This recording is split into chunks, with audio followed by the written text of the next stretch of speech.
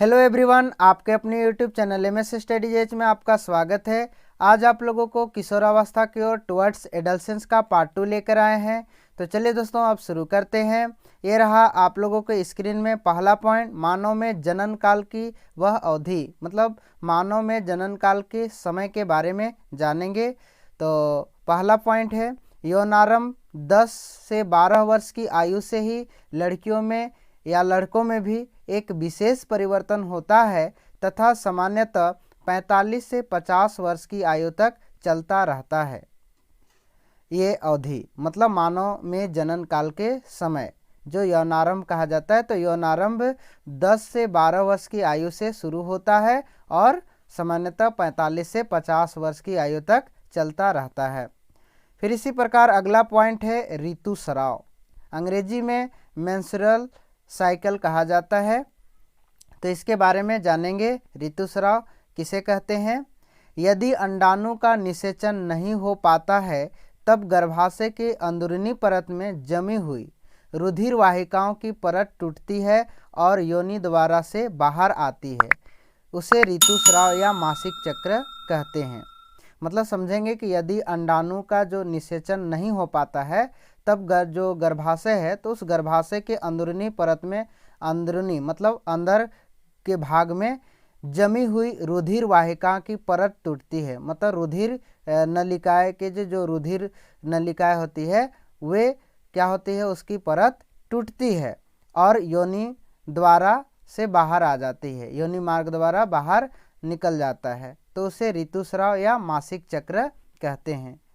अगला है पॉइंट, ऋतुस्राव 28 से 30 दिन में एक बार होता है।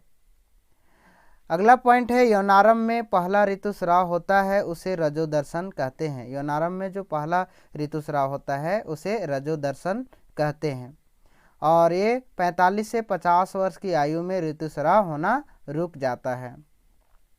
इसी प्रकार अगला पॉइंट है ऋतुस्राव रुक जाने को रजोनिवृत्ति कहते हैं। रुक जाने, ऋतुस्राव को रुक जाना क्या कहलाता है? रजोनिवृत्ति। इसी प्रकार अगला पॉइंट है लड़कियों को ऋतुस्राव के समय सफाई का विशेष ध्यान रखना चाहिए। ऋतुस्राव के समय इस्तेमाल किए जाने वाले पैड या कपड़े कम से कम दिन में 2 बार बदलनी चाहिए एवं प्रयोग किए गए पैड को अच्छी तरह निपटान करना चाहिए। तो इस तरह से आप लोग समझें और अगर ये वीडियो आप लोगों को अच्छा लगे तो ज़रूर लाइक कीजिए और अपने दोस्तों के पास शेयर कीजिए।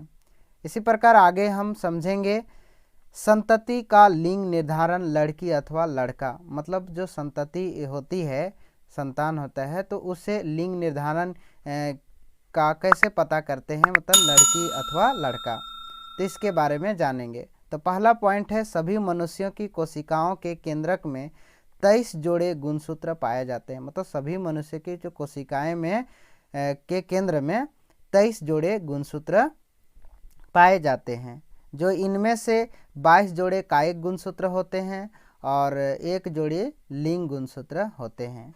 और ये जो एक जोड़ी जो लिंग गुणसूत्र होते हैं वे गुणसूत्र माता में XX और पिता में XY होते हैं। तो इस तरह से आप लोग समझे। जो यहाँ पर देख सकते हैं चित्र में मनुष्य में लिंग निर्धारण, ठीक है। तो मनुष्य में लिंग निर्धारण के बारे में जानेंगे कि जब X गुणसूत्र वाला शुक्राणु अंडाणु को निषेचित करते हैं तो युग्मनज में 2 गुणसूत्र XX मिलकर के मादा शिशु में विकसित होता है। जैसे पिता का XY होता है गुणसूत्र और माता का XX होता है। तो पिता का X गुणसूत्र और माता का भी X गुणसूत्र, तो दोनों आपस में मिल करके मादा शिशु का विकास होता है। इसी प्रकार आगे जानेंगे कि जब पिता का Y गुणसूत्र वाला शुक्राणु अंडाणु को निषेचित करता है तो युग्मनज में 2 गुणसूत्र XY मिलकर नर शिशु में विकसित होता है।